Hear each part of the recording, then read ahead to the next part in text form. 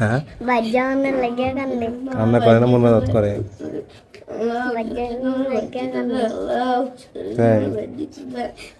কখন দাঁত ধরছে হ্যাঁ কি করে কে রে তাই তোমরা খেলাধুলা করতেছে এখানে মদত করতেছে আচ্ছা মনোদতটা শেষ হোক হ্যাঁ কি করুন একটা দৃশ্য মানে কি বলবো বাড়িতে যার জন্য এভাবে কিছু মানে মনোজাত করে